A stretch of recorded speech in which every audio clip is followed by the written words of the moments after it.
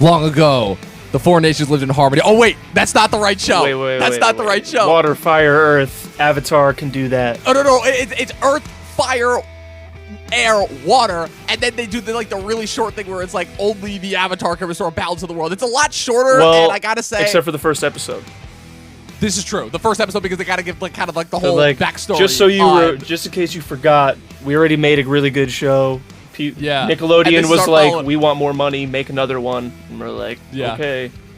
And we gave the people a different show, knowing full well that the fans were going to be pissed because, God, we dared to give Avatar a sequel that wasn't just continuing it. And not only was it a sequel, but they made the main character a girl. Gasp! A girl How could Avatar. they do that? Heresy! Oh my God! A strong, independent woman getting things done. Who actually likes watching that? Ugh. Gross. Oh, man. Anyways, people, this is the Talkin TV podcast. I'm Dom, and that's... Wait, who are you again? Oh. My name's Andrew. I was about to say, did Chris shapeshift last minute and I missed something? I was only on a call with him last night, so... My name's Chris, and I'm wearing a wig. How amazing would it be if you actually were Chris, but just wearing a wig? Pull the Scooby-Doo Mission Impossible mask off your face. And I would have gotten away with it, too, if it wasn't for you freaking movie nerds. Movie and TV nerds, I'll have you know. Yeah, whatever. But so, people, welcome back to the Talkin TV podcast. I'm here with my one and only guest, the one, the only, Andrew Gyomai. How's it going, buddy? How you doing? What's up, dude? Long time no see. I haven't talked to you since it has. Our Avatar episode. Since our Avatar episode, which was... I think it's, as of right now, as of this recording, I'm pretty sure it was a month ago that we recorded that. As you're showing off your Avatar Chris got shirt. me this shirt, actually. The people who are listening to this on audio are going to have no idea what I'm wearing a cool shirt. You can't see it. Chris got it for me as a gift, but it's a good one. And just like last episode, I've got a bully Easy Mac. Yes, continuing the trends with the Easy Mac. I'm not good at time management, and I didn't give myself time to eat. Dude. It happens, dude. But real quick, before we actually get into the topic of the episode, I do have a little plug for something that we have coming up on the channel. Guys, next weekend, specifically next Saturday, we are going to be appearing as part of the official Guy at the Movies Film Festival. That's right, the Guy at the Movies Film Festival. All the information will be in the description below, and we will be posting about it on our social medias. It's going to be a really, really fun film festival. We're really looking forward to it. There's going to be a bunch of different big YouTubers that are involved with it. It's going to be going all weekend next weekend, and ourselves, that'd be me and Chris, not me and this other guy that I have on right now. We will be hosting a 25-year anniversary watch-along for Mortal Kombat. That's right. So all you video game fans who are diehard fans of this movie, definitely tune in next Saturday, the 29th of August at 4:30 p.m. Eastern Standard Time. It's going to be a lot of fun. We're going to have a lot of guests on the panel, a couple returning ones, a couple new ones, but either way, be there or be square. And you can go and register, too, at guyatthefilmfestival.com. Again, all that information will be in the description below. It's going to be a fun time. That sounds you should definitely fun. Show up if you can. Yeah, especially because, forget all the other good movies that people are reviewing. Yeah. We're doing Mortal Kombat. Yeah, I can't remember. We're the reason why people are showing up to watch that. I can't remember the last time I watched that movie, but I know I've heard the theme song maybe every month. Yeah, I watched it for the first time ever last month, and I'm like, this is not bad. Yeah. It's pretty good. As far as video game movies go, which again, that's not exactly a high bar to overcome. True. There are a lot of really bad video game movies out there. Yeah. There's more bad than good. Like I said, it's bad when your highest bar of quality is Mortal Kombat and Detective Pikachu. Right? And I guess the Sonic movie? I mean, I don't know. I didn't watch it. I didn't see it either. To watch that. So I'm pretty sure that was another one that just went direct to digital a week after it was released. Well, I mean, that's right when COVID I did hit. Respect highly that they were like, all right, fine, we'll redo Sonic. Yeah. But then, and also, I was talking to a couple of friends of mine who were, Sonic fans, and they were like, we got a Sonic movie that wasn't crap. We'll take what we can get. I'm like, true. Okay, so it's one of those types of fan bases. I mean, listen, as soon as Jaleel White wasn't voicing Sonic, I was a little hesitant. But wait, really? He voiced Sonic for a while? Dude, that cartoon show that wasn't Sonic X, it was the OG one where he ate chili cheese dogs and stuff, the voice of Sonic the Hedgehog is Jaleel White, a.k.a. Steve Urkel.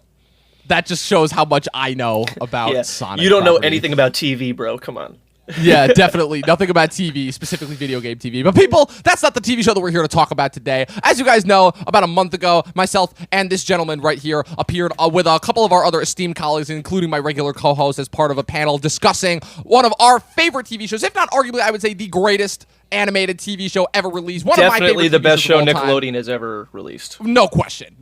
No question. That'd be Avatar: The Last Airbender. And so as a result, Netflix capitalized on that opportunity very properly and released a sequel show that came out 4 years after the original show ended, that being Avatar: The Legend of Korra. It took 4 years? That aired. Yep, it was aired from 2012 to 2014. It's funny, what it took Avatar 3 years to do, it only took Korra 2 years to do, because they aired both their third and fourth seasons in 2014. Because the thing is that halfway through season 3, Nickelodeon, I think, scrapped the show, but they had all the episodes finished, so they just released them directly online. So that was the thing with that. And so as a result, Netflix just last weekend officially released the show, and having both of us already watched the show up to this point, we figured this would be the perfect time to cover Avatar: The Legend of Korra. Does it hold up to the original? Is it absolutely worth the watch? And most of all, does it actually add something new to the mythos of Avatar? So before we get started, Andrew, of course, being technically the guest, technically the co-host, I don't know. You're kind of somewhere in the middle as far as that goes. Love it. What was your thoughts when you heard that they were making a sequel to Avatar? You obviously being a very, very big Avatar fan. True. Well, I remember watching Avatar: The Last Airbender on TV and being like, this show kicks ass and it's amazing, and I can't believe Nickelodeon came out with a show this kick ass. Because mainly I was like, Rugrats, Fairly Odd Parents, that stuff is all amazing. Great cartoons. But Avatar was not something I thought Nickelodeon would ever make. So then I was like, this show is amazing. And then I apparently never actually got to finish it while it was on TV, but I still loved it. Amazing. Then they were like, hey, Legend of Korra. I was like, yo, not exactly what I wanted, but I'm not going to say no to more Avatar content. And I remember watching the first 2 episodes and being like, when did it come out? 2012? 2012, yeah, spring of 2012, so I believe, because I was a freshman in high school. I was definitely not watching a lot of Nickelodeon at that point because I had already graduated high school.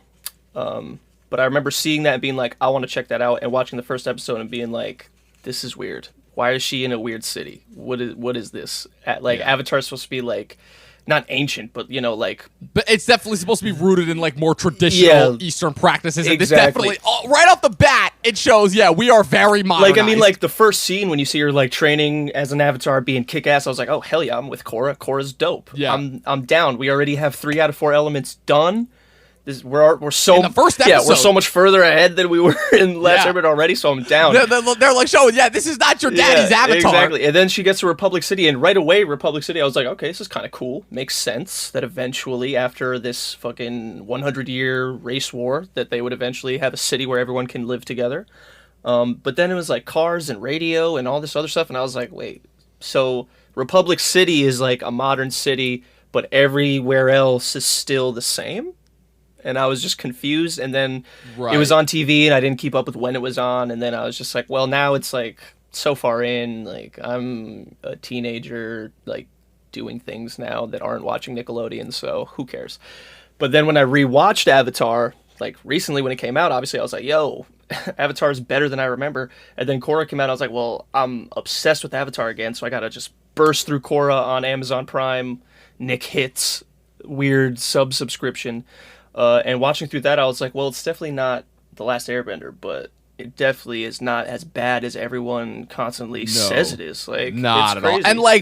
And that was one of those things, too, that I heard where I was like, everyone was complaining about how bad it was and everything, but that was one of those things where I heard, I'm like, yeah, this definitely feels like a situation of people complaining because it's not Avatar, not necessarily because of the quality, because my whole thing with it was, again, it wasn't one of those things that I was necessarily looking forward to, but I was very kind of indifferent towards. So I remember, obviously, I watched Avatar throughout middle school, thought it was great. I watched the show occasionally on and off throughout high school and everything. And I remember the first Legend of Korra debut when I was a freshman in high school. And I remember watching the first episode on the way to swim practice. And I was like, okay, this isn't bad. It's very clearly not Avatar. And if anything, that's what I admire the creators for, Michael Dante DiMartino and Brian Konietzko, for not going in the same direction as Avatar and showing that, it's been 70 years since the show. The world has clearly evolved. People have clearly moved on. This is very clearly a different Avatar world than we're used to, you know? And I really, really admire them for that, you know? And so when I saw her go into Republic City, I'm like,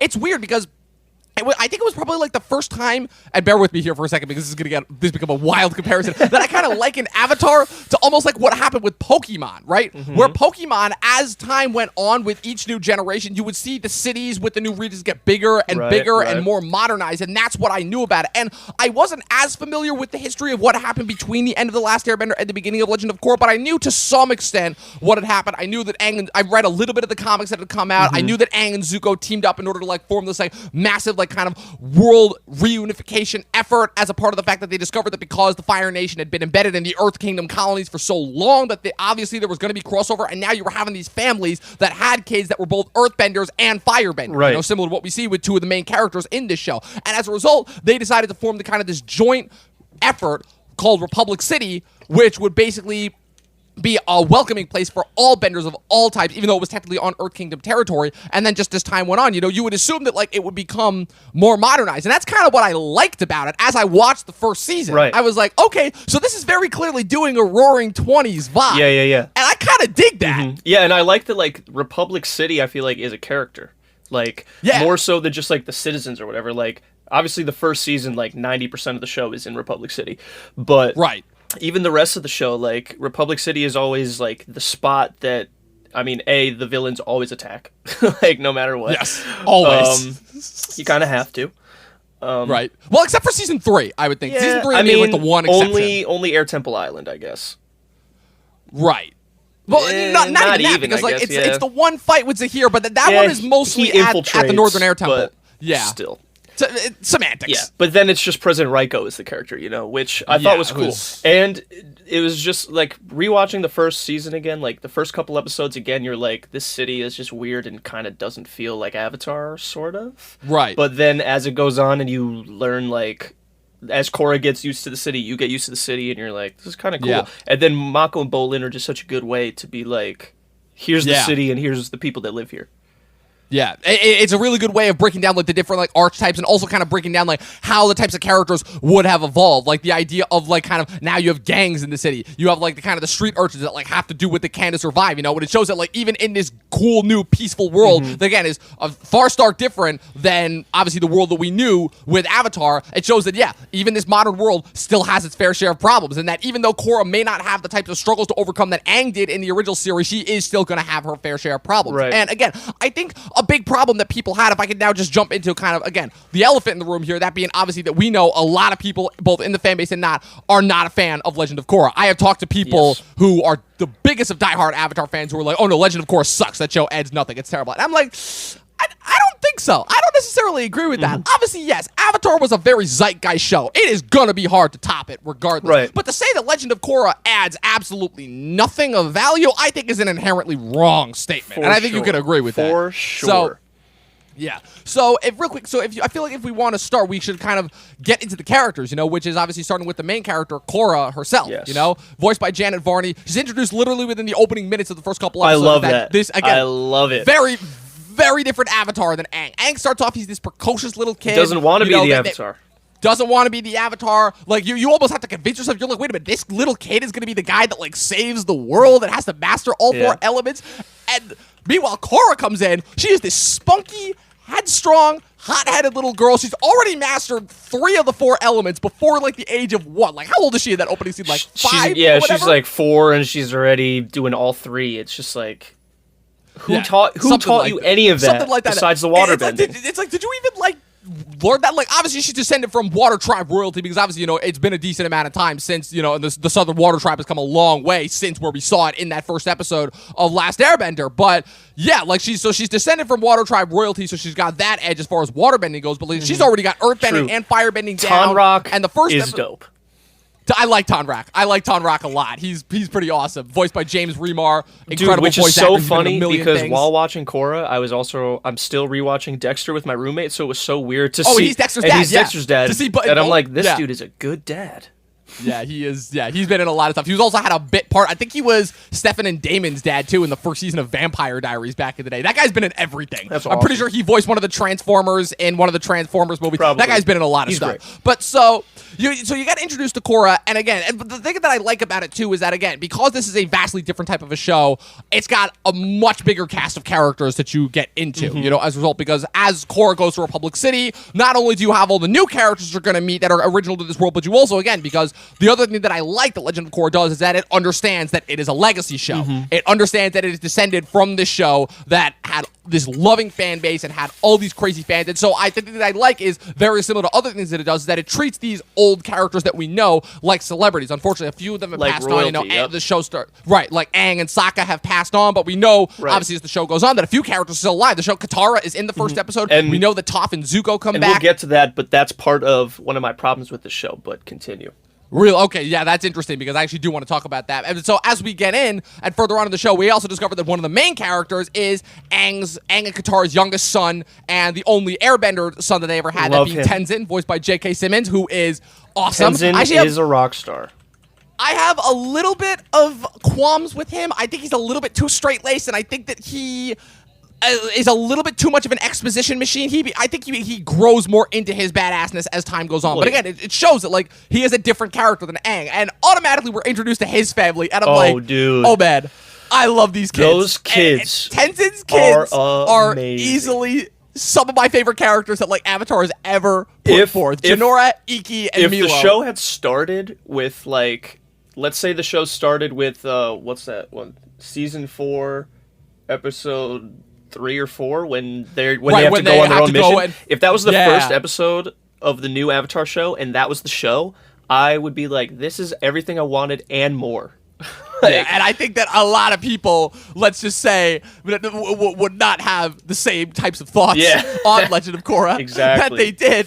But yeah, to say the least, again, it all factors into the fact that again, this is a very different type of a show. It's got a lot of new characters. You have a lot of readjustment to do because the show is also paying homage to Last Airbender while at the same time churning out a new legacy of its own. And so we have a lot to deal with automatically. But I guess the thing that I really wanted to get into is kind of breaking down the idea of, is Legend of Korra a worthwhile sequel to Avatar? Because the idea of sequels is something that has been very hit or miss recently. You know, it's like people don't want it to be the exact same thing, but at the same time, if it strays even a little bit from like what people love, they get mad. And so it's usually they're always trying to like aim somewhere down towards the middle. And usually to me, like I said, they've talked about it, but the best sequels are sequels that either A, came out before the internet was a thing, which is why a lot of people say that The Dark Knight is like the last great sequel that came out, but also the idea that what's it called?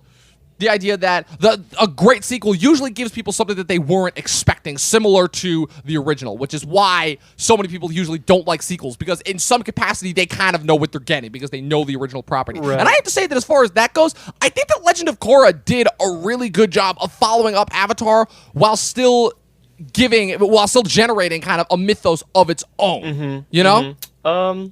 Well, I mean, as far as like a worthy show, just in general, I would say yes, because it's awesome and great. And, you know, if The Last Airbender came out like second as a prequel series or something, I think people would have really liked Legend of Korra. And my only thing with like, I mean, I know it's tough with a show like this to balance like the new characters and the old characters because you don't want to just completely forget about everything that came, but you also don't want to just have it be like hours and hours of fan service the whole time. Right. I think that they were a little too scared about that though, because A, how did Aang die? I need to know. How did Sokka die? They never kind of really I need said to know. What happened to Suki? No fucking idea. Yeah. Who is what's her name? Izumi? Zuko's daughter? Izumi, yeah. What is her? Who's her mom? Because I don't know if it's May or not. Because the last we see them, they break up. Yeah. So I forgot. Yeah, because in what was that? The third comic was when Zuko and May broke up. Yeah. So and I'm like, listen, it's not. I'm not saying that it's outside the realm of possibility that they worked it out and got back together and got married or whatever. But there's no mention of her. There's no showing her. There's no like, oh yeah, my wife died. There's none of it. You have no idea. I want to know that stuff. I want to know. And like, listen, I'm about to just say the biggest problem that I had with this entire show which was one of my favorite things about The Last Airbender, was that Korra talks to Aang, twice? Once? Yeah. She legitimately talks to him once, and then he talks to Tenzin once, and then at the end of the second season, there's just no more past avatars. And I'm like, dude, that's like a third of why the Avatar is so cool, is all of the past lives. I was so angry. And like, if that was the last episode of Korra, like if that was the season 4 thing, that like she loses the Avatar past lives and everything, and now she has to go forward as this brand new Avatar at the beginning of the cycle. I'm like, okay, kind of would have worked. That's kind of cool. Finale but like, you give us 2 more seasons, and she can't talk to a single other Avatar. I'm just like, bro, yeah. Like, definitely. I like Korra, but I don't like her enough for her to be the only Avatar I see in the entire show the whole time. Yeah, when we know that there's like 670 something Avatars that existed, something like that. I think it's like 572 or something. Yeah, they announced like the first Avatar was like over 10,000 years ago. So like, you do the math as far as you got to assume that like every Avatar lasts roughly close to 100 years. And we know what 7 of their names. Something like I'm not saying I need to know all their names, but like I wanted to see more. I just wanted to see Korra sit there like this, and then Aang appear, and her have a conversation with Aang more than just like. And then kind of do what Aang did in the finale, where he's talking to all the Avatars going back to Yang Chen. That was one of my favorite parts of the entire Avatar show, was him talking to all the Avatars. It's funny because the whole thing is, again, you're bringing up, I know a decent problem that I know a lot of people have with Season 2. I know what you just said is specifically a big reason why a lot of people regard Season 2 or Book 2 Spirits as their least favorite season. Because, again, I think that in their haste to kind of generate and show that they were different from Last Airbender, they kind of jumped the gun and maybe pushed some things a little bit too early. But to me, again, I understand where you're coming from, but it almost might have worked better if they did. Obviously, the book 1 Air, I think, worked good as a book 1. Yeah, I liked Season 1 as a first season. I thought Amon was a good villain, and I thought his story was cool, and Korra's struggle with him was cool. Yeah. I thought it was all good. Yeah, the tricky thing, though, obviously, was the bridge between Season 2 and 3, because obviously there are specific events in Season 2 that allow for Season 3 to happen, but it almost would have helped if Seasons 3 and 4 happened next, and then you ended the show with Season 2. That almost might have worked better, because to me, the idea of Korra losing access to all of her past lives and not being able to communicate with the game is a much better series finale than a Season 2 finale. Yes. I understand where they're coming from, and I do think it's an interesting story idea, but that does work better as a series finale. Now, with all that being said, I do have to say that, again, in their haste to show that how modernized things were, I can kind of understand where they're coming from. And again, as far as how certain problems now are more like modern day problems, they almost settle into like more of like a different mantra, where the thing to me, the biggest difference between Avatar and Legend of Korra was Avatar was very much overarching threat. It would be like week to week, village to village, like bad guy of the week kind of, but for the most part, there was always that overarching threat of, okay, at the end of this show, Aang is going to have to face the Fire Lord in order to save the world. Like Roku tells him in episode 7, the comet is coming and you have to defeat the Fire Lord before the comet comes or else the world will be destroyed. So you have that overarching threat and you have that overarching tension throughout the majority of the show. You don't really have that in Korra. Nope. Korra, it really is based on the villain of the season.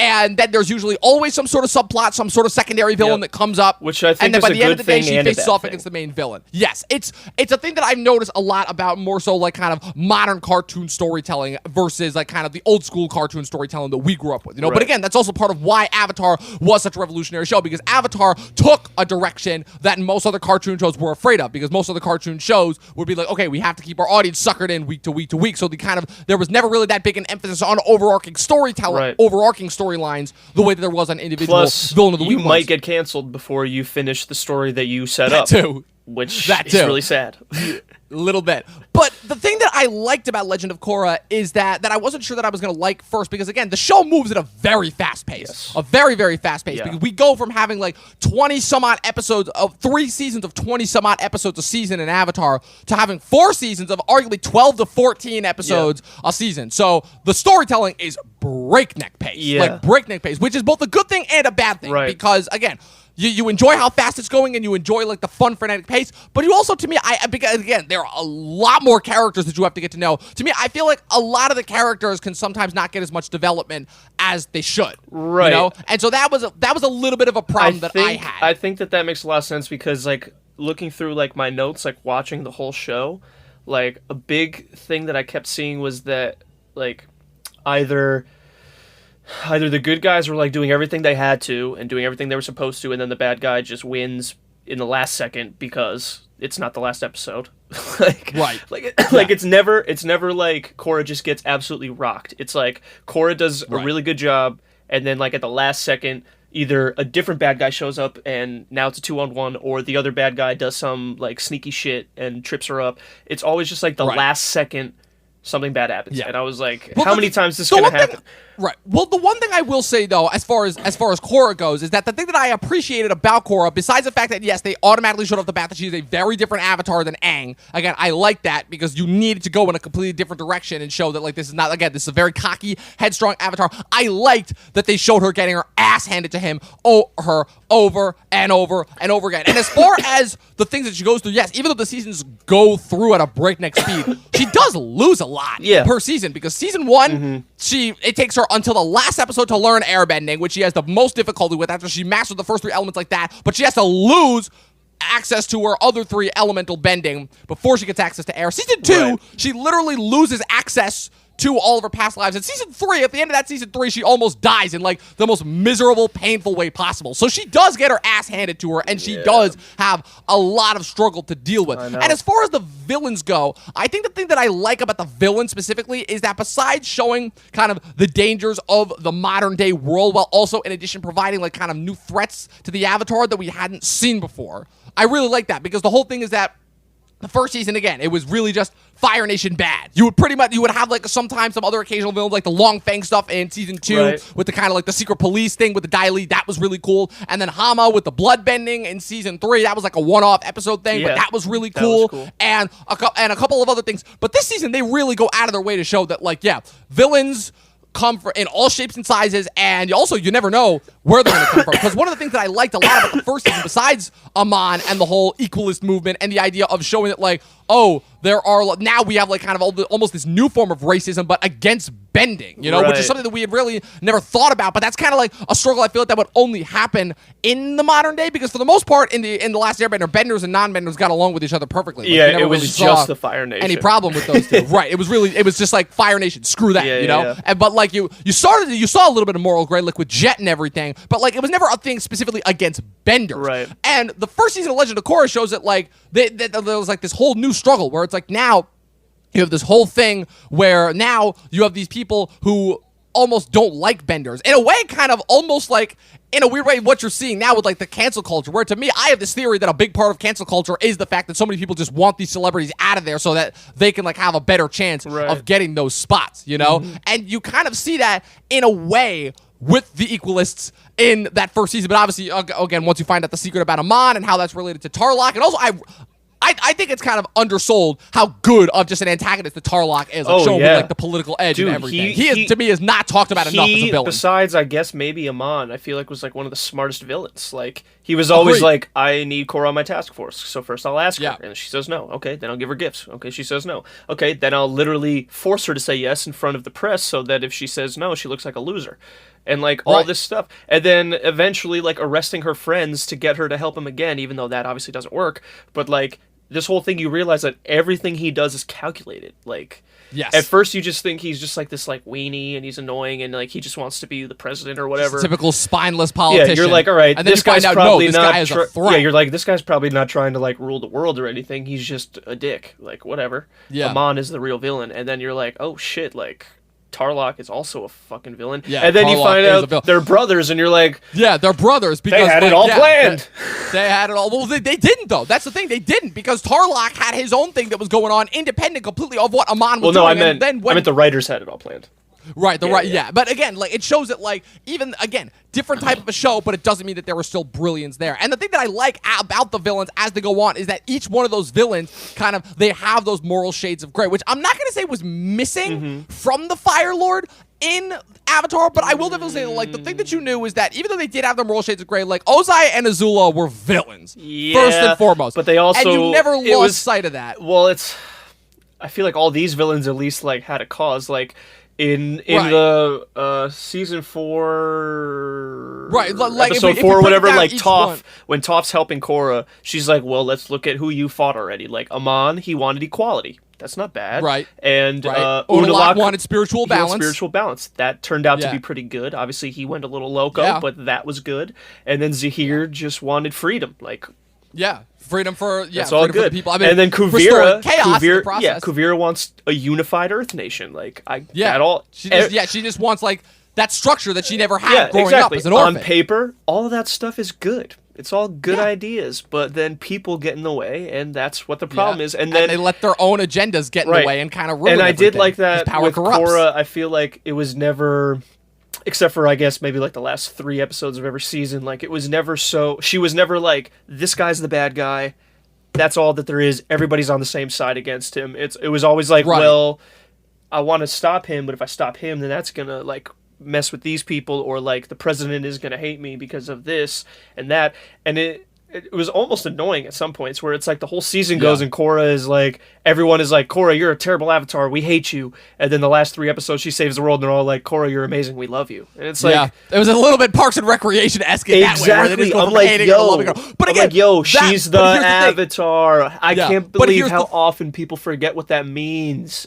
But here's the thing. That's kind of what I like about it, because I like that in the idea. Think about the modern day. How often back and forth do we as regular people on social media go from liking someone to hating someone, to liking someone to hating someone, on the flip of a switch, almost with no provocation? That, to me, was very relatable. And, like, when I saw those people, and, like, specifically those reporters that would, like, go from 1 minute to praising her to 1 minute criticizing her, I'm like, oh, wow. Like, these writers are very in tune with the modern day. And that's kind of what I liked about it. That's what I liked about it. That, to me, I feel like is the thing that nobody talks about with this show. Is again, Avatar, the thing that people love about it is it's kind of voyeuristic. It is very fantasy based at the end of the day. It is a fantasy show. You have black and white characters with this sense of moral gray to them. But here, the moral gray is like shoved right in your face from every single characteristic. Like, I don't think there's a single character in this show that doesn't have some form of insecurity, some form of dirt on them, you know, which is, again, not necessarily something that I could say about Last Airbender. Yeah, well, I mean,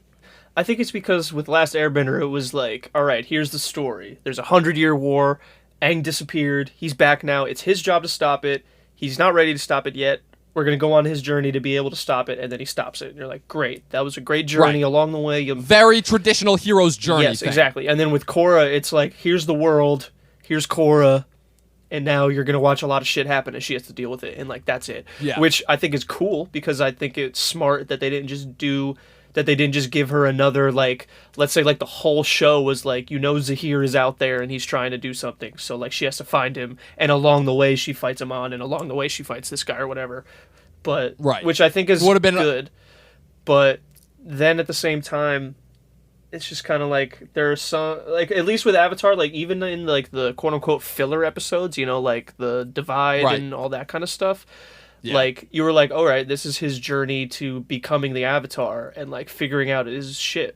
But it's like with Korra, it's like, all right, well, obviously you're still figuring it out also because you're not a grown up or whatever, but like it felt like it was less of an Avatar's journey and more of just like her as a main character's like personal journey.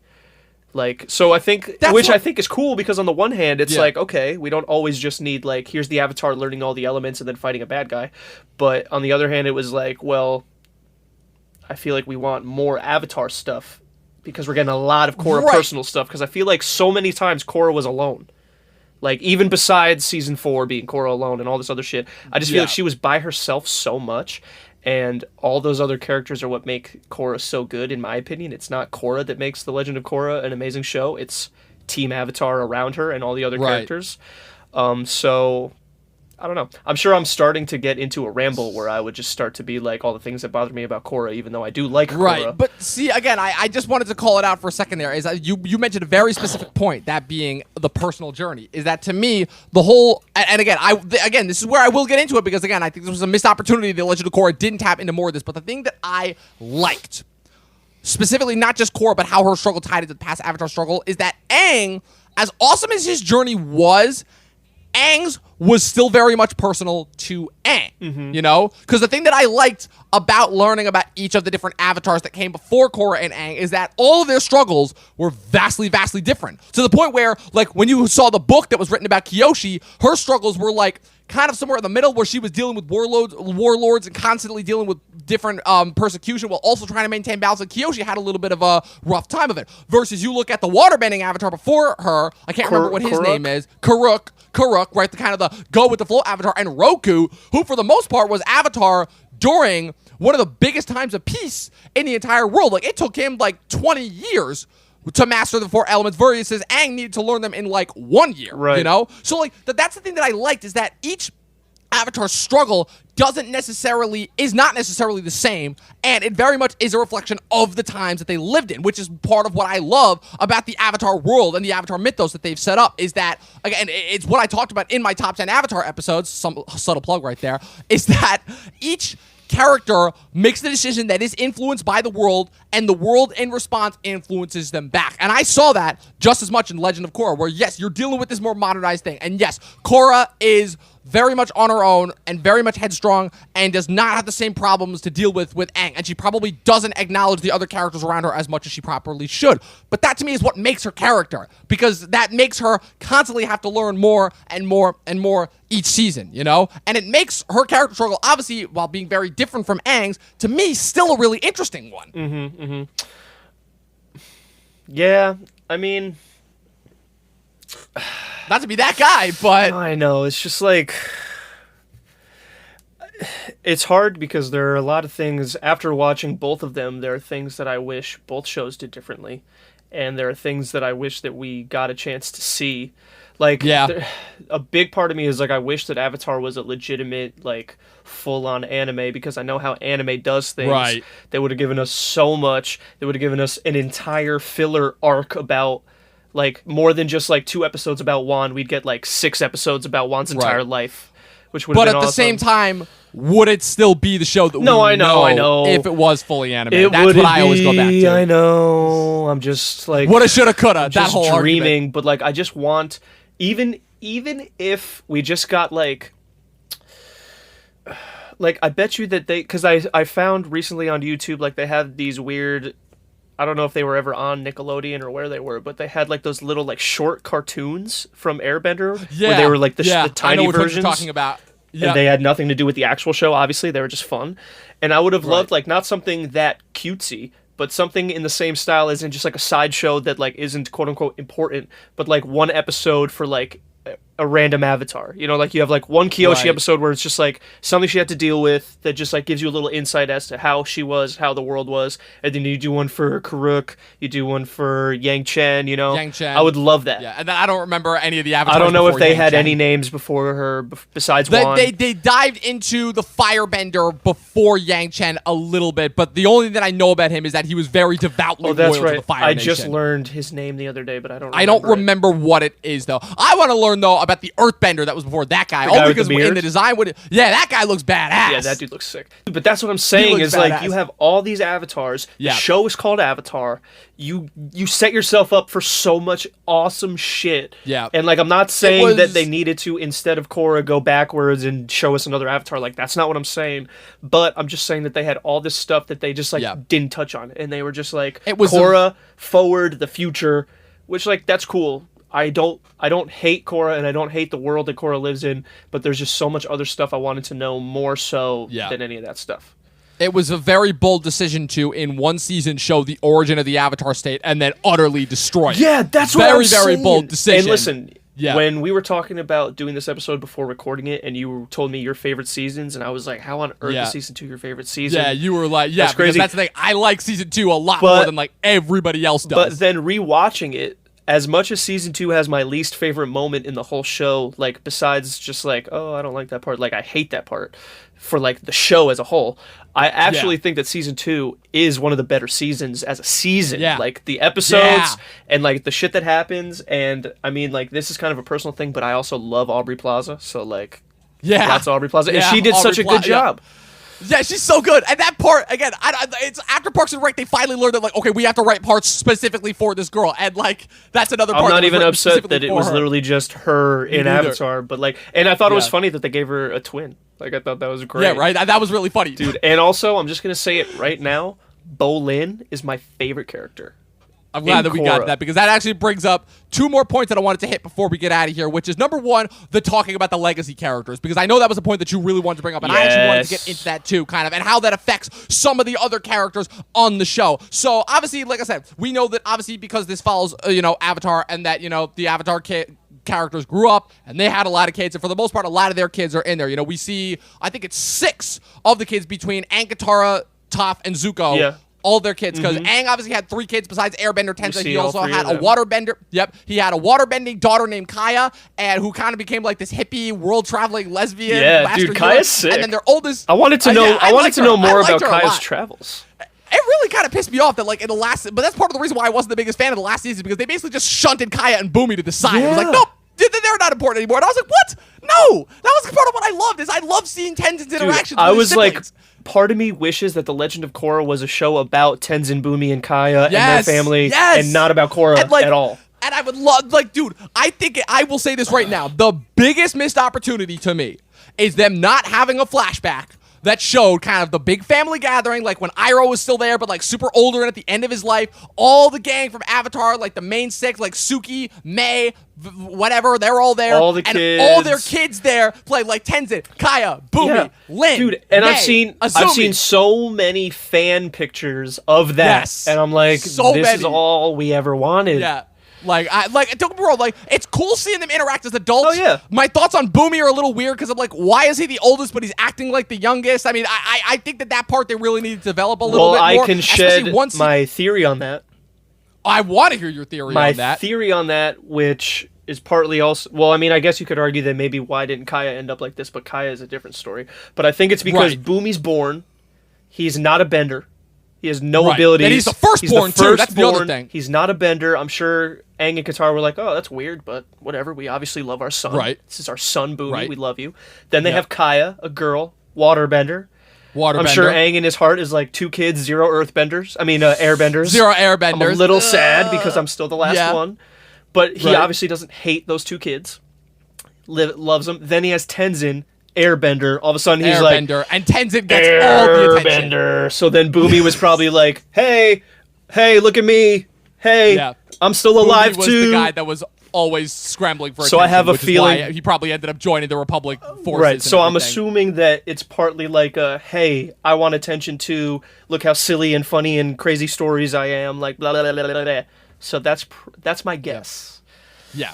But the one thing I will say is that even though we didn't get to see them as kids, I will say that all the forms of sibling rivalry that they hit, first obviously with Tenzin and his siblings in season 2, and then when you see Lin and Sue reunited, which Sue you didn't even know was a character until season 3 reunited, Which and you is see those sick. 2, and how those 2 are very much both the different sides of Toph, Yeah. where Lin is very much the stern, uptight version, and then Sue is the more laid-back, Yeah. carefree, fun version. And it's so funny, like, kind of how you see like, even though, like I said, say what you will about how they treated the actual characters when they appear in the show, but I just love seeing the different elements of the personalities of the old characters appear in their kids. Like, Yeah. I love that, because that's One something of that my- happens in real life. You one know, of your my parents notes- are one a of- certain way.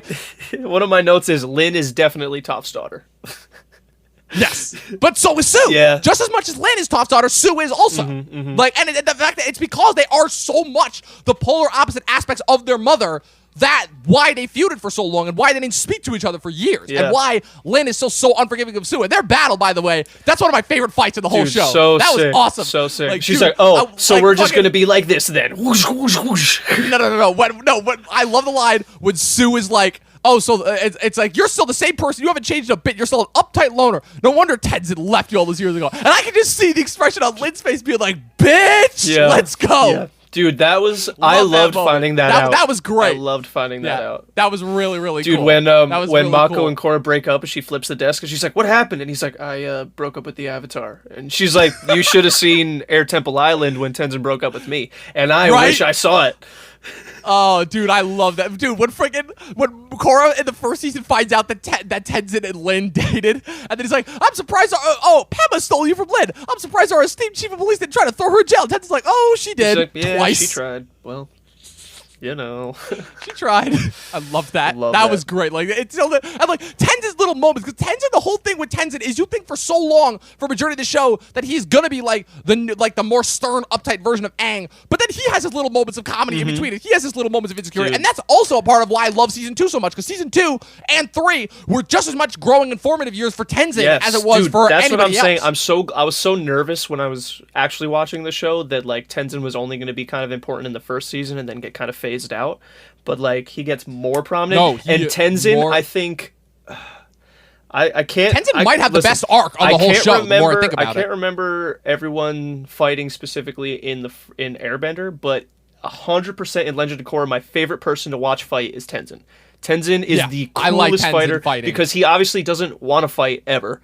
He wants to not ever have to fight, but then when he does, it's literally always to protect his family. That's the only time he ever fights, is like to protect his family and maybe to protect Korra. Yeah. And he goes so in, and that's like I feel like we saw Aang do like lots of cool airbending things, but like this is like Tenzin is the master that learned from Aang, who is a master, and then he learned himself, and then he's been teaching people like his kids and Korra and whoever else for however long. And my favorite fight is in season 3, episode 11.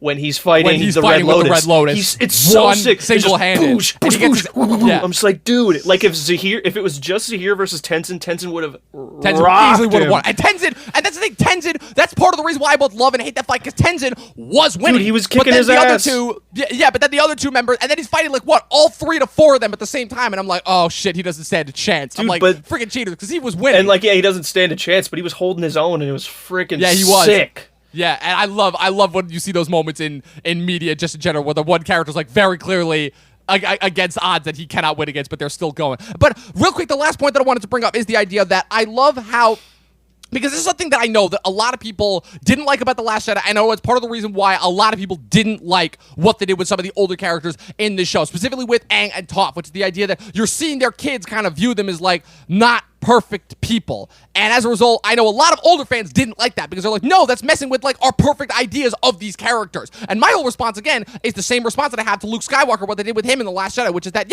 characters are going to change as they get older. They're not going to be perfect people. As they become older and they become adult, keep in mind, we only saw these characters when they were little kids to teenagers. Yeah. They're going to change as they get older.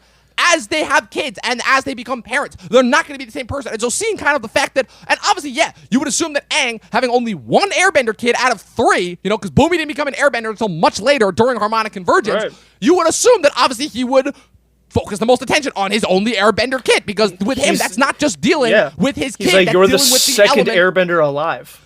That's dealing with, again, his culture that for the most part he knows has been gone for the last 100 years.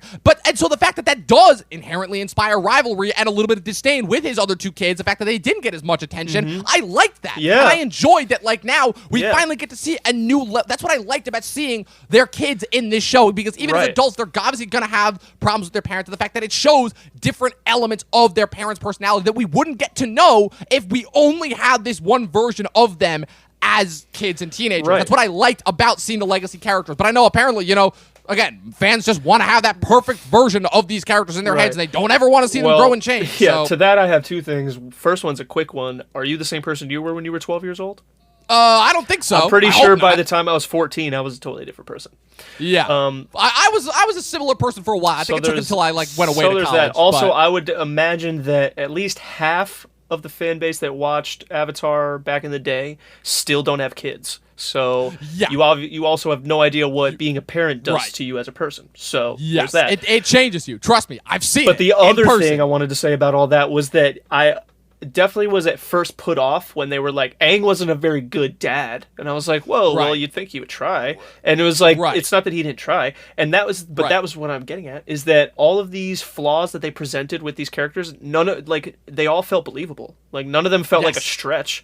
Like, I mean, I'll admit I was a little, kind of, not that it's super far-fetched, but I was like, I definitely wouldn't have pegged Toph to just become a police officer, but... Right, me neither. But that would have been the last person but at the same time, she takes charge and she's metal bending and blah blah. So I get it, but and the fact that you would assume that you would want to teach other people metal bending, and we see the effects that has on the world. And if you read any of the comics and stuff with her metal bending academy, that she likes being in charge and barking orders. So obviously, being a cop would be the best way to do that. But it was so Aang. It wasn't like Aang was a bad dad, like he neglected his kids because he was like, I don't give a shit about you. It was like, I'm busy. I'm the Avatar. I'm not only the Avatar, I'm the last Airbender, so I now have one other Airbender who is my son, who I have to, teach all of the shit that has been lost for 100 years. In order to make sure that the Airbenders have a chance of continuing and don't become extinct when I die. Just to hope that he can remember all of it and tell everybody else once I'm gone, because I'm already a grown-up. And then Right. besides that, like he has to fucking do his Avatar shit, like Yeah, which not to which mention- is A, keeping all the nations in peace, but also founding a new fucking nation and city.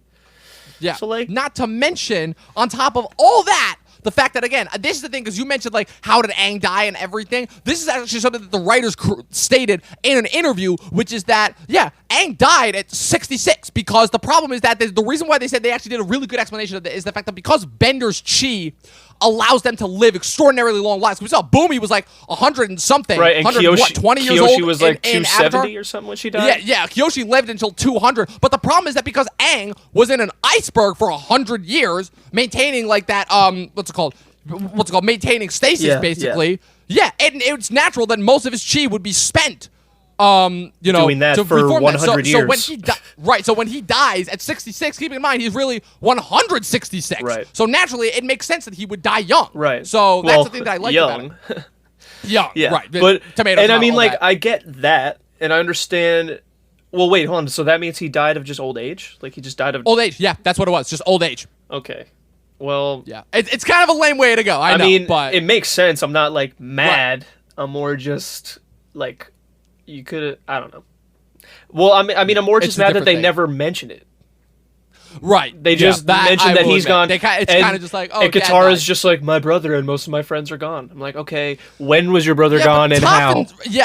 Yeah, right. It's like, okay, yeah, Aang and Sokka are gone, but like Zuko and Toph are still alive, and there's no mention ever of Suki or May. And I just, again, I get it. Not every character is gonna have a continuation, but Right. like, just give us something. Like these Yeah, were crucial. listen, Like you brought Iroh back in the Spirit World. You even had time to give Zhao a cameo in the that's what I'm Spirit saying. World. Like And giving it's that a like, resolution. I'm like, not asking. come I'm on. not asking for an entire Aang episode or an entire Sokka episode, but even just even though we kind of did get that with the Yakone origin in yeah, season 1. kind of. But it's like all I wanted was just like oh,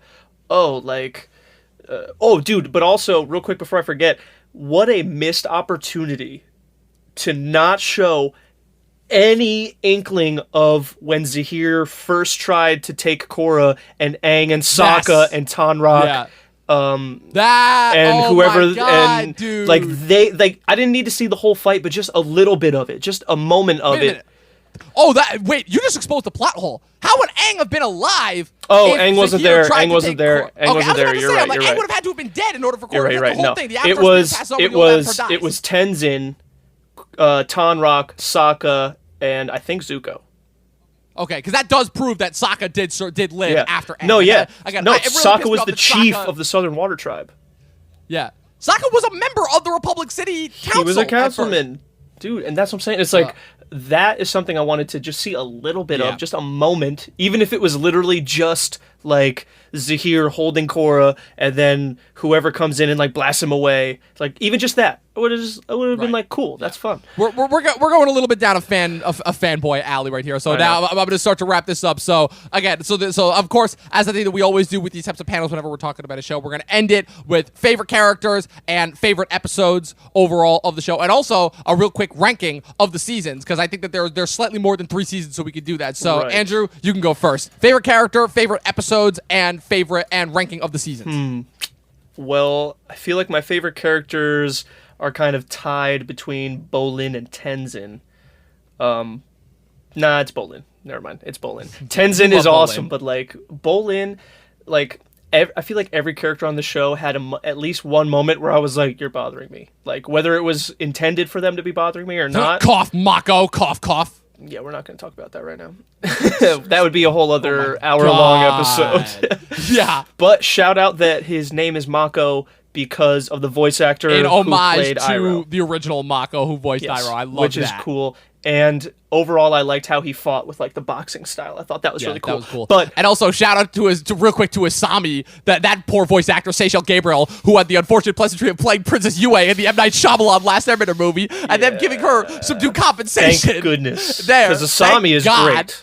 She does a Yeah, great I like job. Asami. She's not one of my favorites, but I like her. Also, since you brought it up, I'm not sure, but I think in season 1, episode 7, Aftermath, after I think his name is Tano, that jerk that wins the. That's Rami Malek. That's Rami Malek, Yeah, that no, I voice know actor that. from Mr. Robot. That's Rami Malek. That's one thing that's cool. But the other thing, I don't know for a fact if this is what he's doing, but he calls Korra Avatar. And I'm like, is that a weird reference to the M. Night Shyamalan movie? Oh, I would have to go back and because like that. I missed that. It's the scene where he's like, I've been to every healer in the city. Whatever he did is permanent. I don't have my bending. And then Tenzin and Lin come in and they're like, all right, we could talk to you now. And then he's leaving. And he goes, see you around, Avatar. And I'm like, maybe I just am not understanding what he's saying. Was that a slip of the tongue? That's what I'm saying. I'm like, was Remy Malek just being weird, or was that like this will be funny? Conspiracy theories. I don't know. Yeah. Anyway, Bolin. Hilarious. I know you don't really like his voice actor. Yeah, but I'm not a fan of that voice actor at all. I just don't like that guy. I haven't really seen him in a lot of movies besides Wolf of Wall Street, but I think he did a great job with Bolin. I think Bolin is a hilarious character. Like his dude, like so many. It's just the delivery, like when he's like, "Oh my God, that guy's lava bending. That's so bad for us." Like shit like that. Oh, it's so funny. Or like when he just like slides into a scene, he's just like it's just so funny. But he's also like, what I like about him is that like, yeah, he's like an oaf, but like he's also like powerful. Like he is a good bender. Useful. Like he's not just there for comic relief. Like he's obviously hilarious, but he actually becomes a lava bender. He, like is a good pro bender. Like that one episode where like Korra and Mako were just like shit in the bed because they were like, oh, we like each other, but not really. He was like, fine, I'll just win this by myself. And he wins. So like he's useful. He's funny. He's kind. His girlfriend is hot. Opal is amazing. Opal, love her. Allison love Stoner. Her. Allison Stoner. Yes. She's sick. Yes. And yeah, I feel like there was just never a moment where I didn't like Bolin. And I mean, come on, I want to see Nuktuk. I want to see the Nuktuk mover so bad. Like the full thing. I want to see the Nuktuk mover. I want to see the whole thing. And again, that just as like an ode to like the beginning of film, and then bringing film, the and that movers, just spoke to me. That spoke good. to me personally. I really liked that. Yeah. Yeah. And favorite episode? I was thinking about this earlier because I was like, I don't know if I could pick one. It's a tough one. There are a lot of really good episodes. There are a lot of really good ones. I really like the finale of Korra. Oh, I mean, I do like the series finale, but I like the season 1 finale a lot. Yeah, season 1 finale is good. I like, oh my God. I had an episode from season 2, but I'm blanking on which one it is, but there are a lot of really good ones. I feel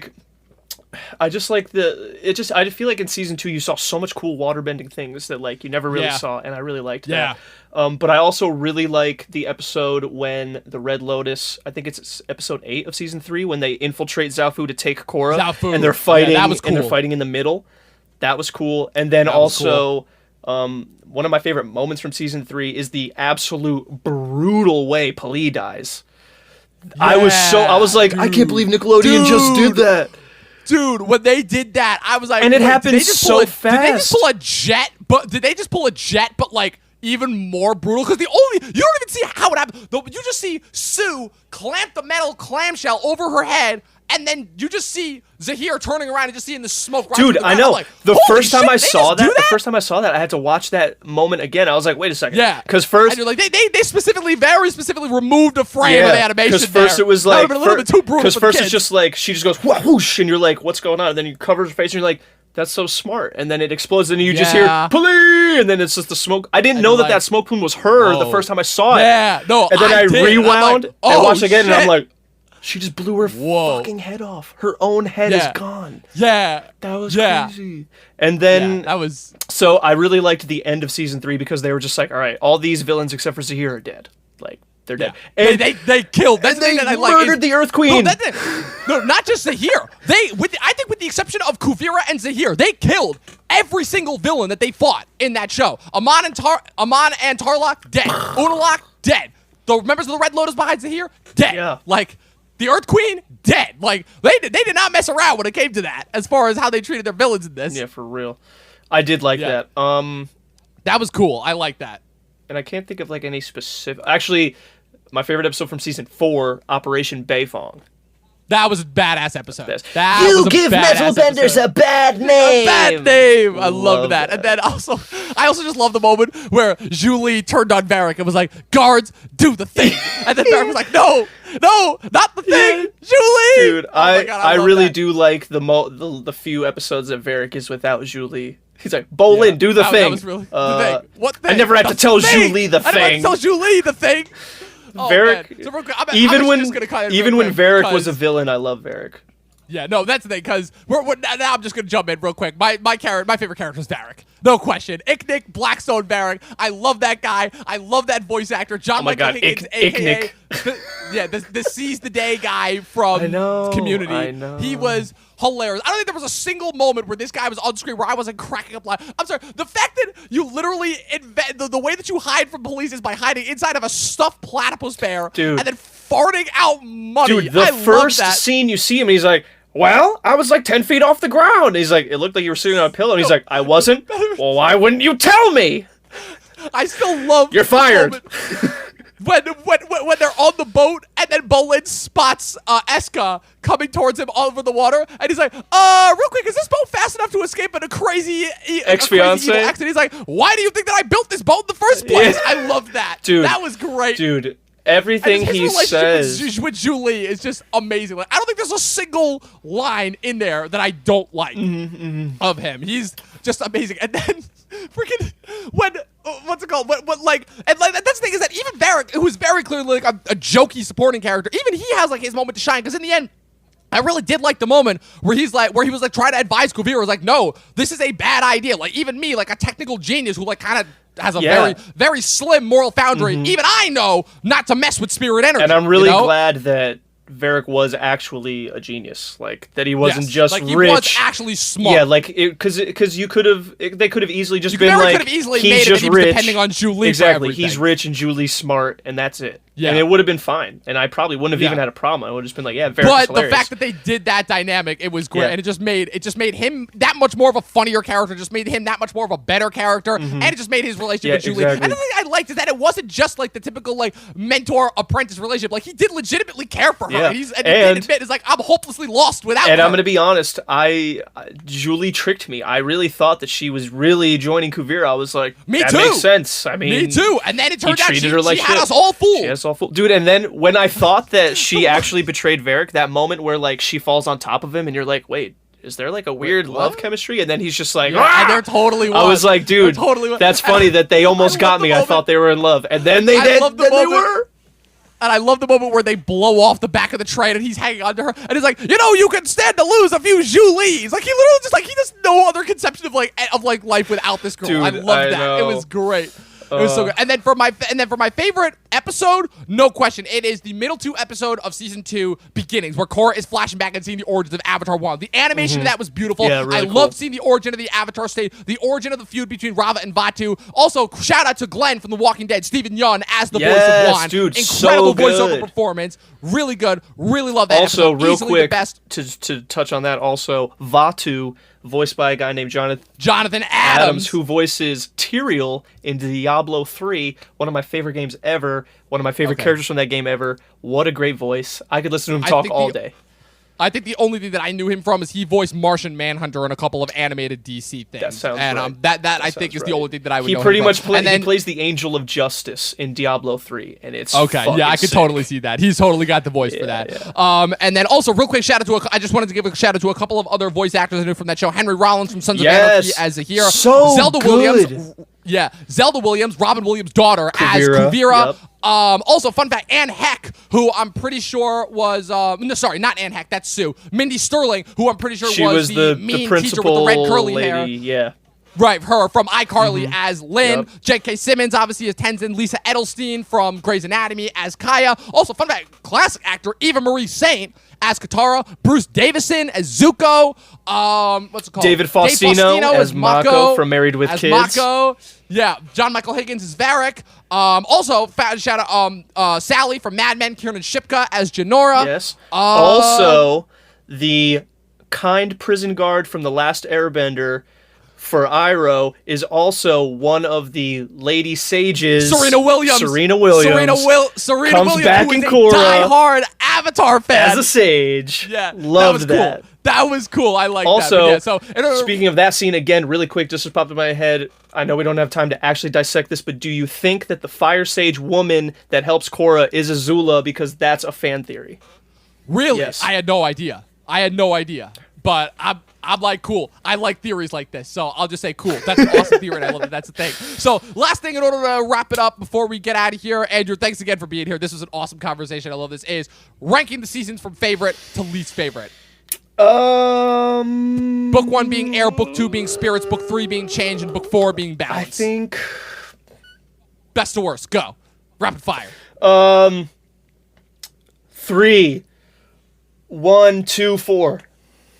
Mine would be 3, 2, 1, 4. Okay. So. Yep. I really like book 2. Again, its placement is a little weird, but I think it does things that to me automatically continued to me what I liked about season 1 a lot, and showed that like they were willing to go in different directions, both now not only with the material but with the spiritual, showing kind of like this very different look to the spirit world that I had to like adjust myself to, because it was a very different spirit world than we knew in Last Airbender. But I liked how they were kind of like. It was all about finding spiritual balance and kind of like really just dissecting that, which is something that Avatar really kind of only hinted at. And I don't think that season 4 is a bad season, but I just think that compared to the other 3, it was just too like kind of all over the place. It has one of my favorite villains. Yeah, no. Kuvira's my second favorite villain. Kuvira's great. I just think it shouldn't have been the last season. Yeah. Its placement was very weird. The way that it wrapped up was really weird. And also the other problem too is that by that point, it's almost like it fell victim to a couple of different things that I've seen other last seasons fall victim to, where it feels like it has to wrap everything up. So a lot of characters get short. Yeah. Like Boomy has 2 lines in it. Kaya's not even seen. Like, and a bunch of other characters that we've gotten to know and love really didn't have that much screen time or appearances. You know? They gave Varric a lot more screen time after they vastly cut him back in season 3. And I liked the 3-year time skip. I thought that was cool. Yeah, that was good. I kind of wish that like the order of events in the seasons was like season 1, season 4, and then 3 and 2. I feel like it could have been cool if they were kind of even like connected and interlaced, right? And like, and it was like cool. Unalaq was around and like doing sketchy shit, and then you hear stated that Unalaq was a part of the Red Lotus. Dude, this popped in my head. Imagine if season 1 is whatever, it's the same thing. Then season 4 happens. Then you meet Unalaq, and he's just like, we gotta do spiritual training. But while that's happening, Zahir shows up. So like, first you're like, oh, Zahir's the bad guy, and Unalaq's just trying to help her. And then like, the end of season 3, she defeats Zahir, and then Unalaq reveals that he's actually I'm part of the Red Lotus. And then all season 2, that would have been amazing. Korra would have been better than The Last Airbender. You heard it here first. That's how it should have gone. Bold statement. Bold statement. So, I guess in conclusion, before we give our star ratings, the question is Korra better than The Last Airbender? Of course not. Like, everyone knows that. That's like, it's just common sense. But I do think that with all the stuff that we discussed today, I think that it does actually add something of substance to the Avatar world. Is it better? And you can still have a... No. Is it important? But is it Hell yeah. Yes. And is it the sequel that we deserved? I think so. Was it fun? With that being said, hell yeah. Yes. Last question. With that being said, is Korra a better Avatar though? Ooh. Jury's out on that one. I'm going to come back to that. True. I don't know if I can answer that We yet. also didn't see most of Avatar Aang's life as the Avatar, so... This is true. Just a fun question. So there's a little bit of a problem. Also, according to Nickelodeon, Korra would beat Aang in a fight. I don't know if that's true or not. Oh, no question. I think so. I think so. I mean, she has metal bending. I don't know. We'll never really know, so who cares? We'll never find out. Yeah. So with that being said, I'm giving this show 4 out of 5 stars. I really enjoyed it. It's a very worthwhile experience. What did you give The Last Airbender? The Last Airbender, I think I gave 5. Okay. I'm going to give it a solid 3.5 out of 5.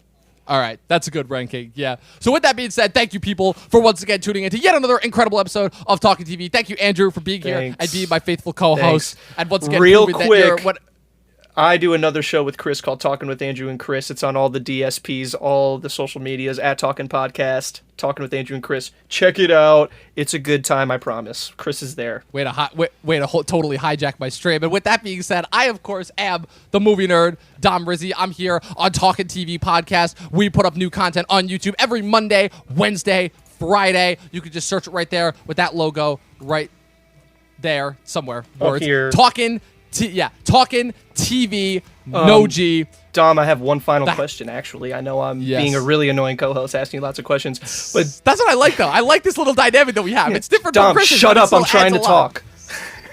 There it is. I'm the host now. Do you have... Okay, Barkon Abdi from Captain Phillips.